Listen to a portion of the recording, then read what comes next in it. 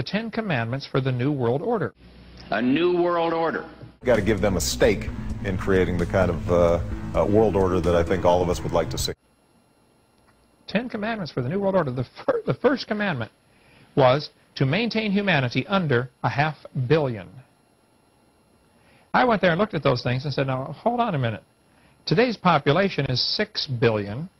They want to maintain humanity under 1/2 billion. Looks like a lot of people got to die for their plan to work, which is, by the way, the plan. Jacques Cousteau said we'd have to eliminate 350,000 people a day. 1/3 of a million people a day would have to be eliminated to save Mother Earth. Bill Clinton said we need to reduce the population of the earth to 1 billion. There are a lot of folks who would like to reduce the population of the earth. The Bible command is quite the opposite. Be fruitful, multiply, replenish the earth. You know, God said, go fill it, have a bunch of kids. The Bible says He designed it to be inhabited. What they're doing is using the existence of the United States to act out their Wall Street fantasies of world domination and maintaining their capital structures and maintaining their system of looting. I mean, absolutely murdering. Nearly 5,000 people a day are being murdered by abortion. I am pro-choice. I believe in Roe versus Wade. We all know, and it's obvious, that if we repealed Roe v. Wade tomorrow, thousands of young American women would be performing illegal and dangerous operations. I want us to be a party of inclusion. I think that we can all be members of the Republican Party, whether we are pro-choice or pro-life. So, Margaret Sanger, we have her largely to thank for that. Other factors, of course, are involved too, but yeah, it's really sad. I'm sure she's going to answer to God for what she's done with her teaching. She taught that inferior races like blacks and Jews and Hispanics really need to be eliminated. She wanted to set up her birth control clinics in these lower class neighborhoods, people that she thought didn't deserve to live, and slowly, you know, get them sterilized, or, you know, she was really involved in the eugenics movement.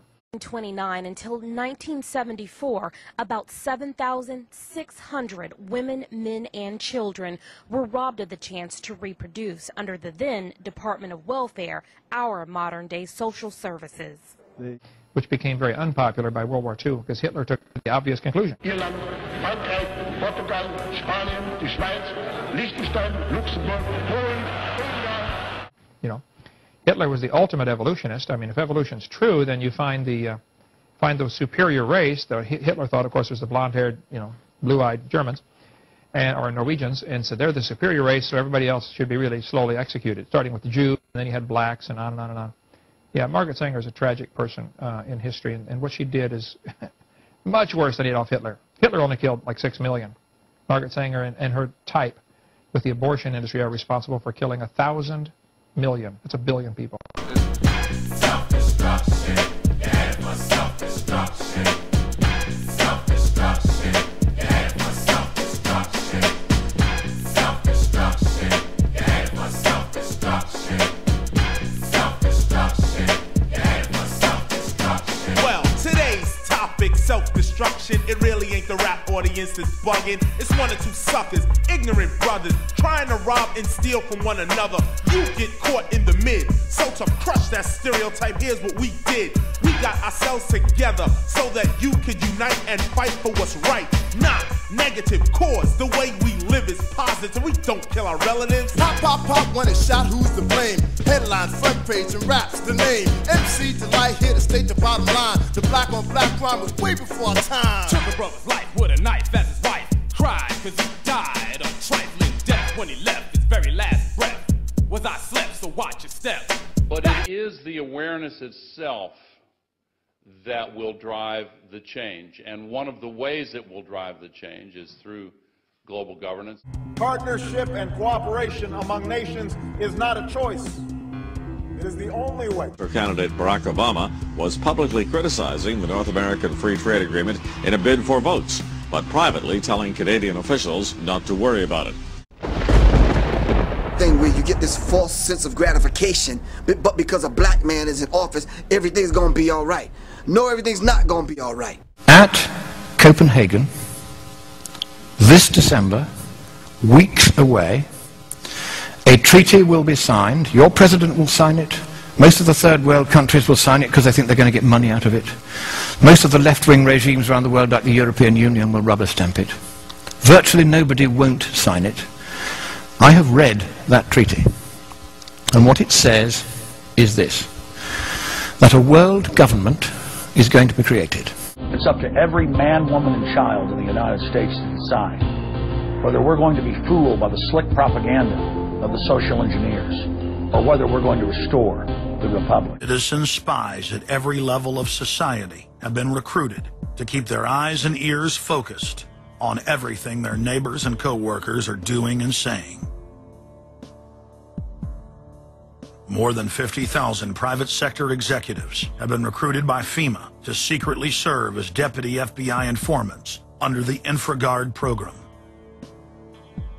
Now there are more than 75,000 preachers serving FEMA in the clergy response teams. Internal FEMA documents reveal that the majority of America's pastors now serve as agents of the shadow government.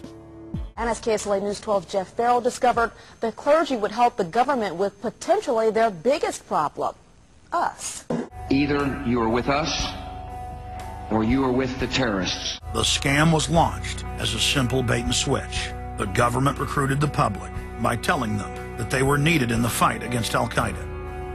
But from day one, over 90% of their training and operations focus on demonizing, surveilling, and harassing anyone who stands against their takeover.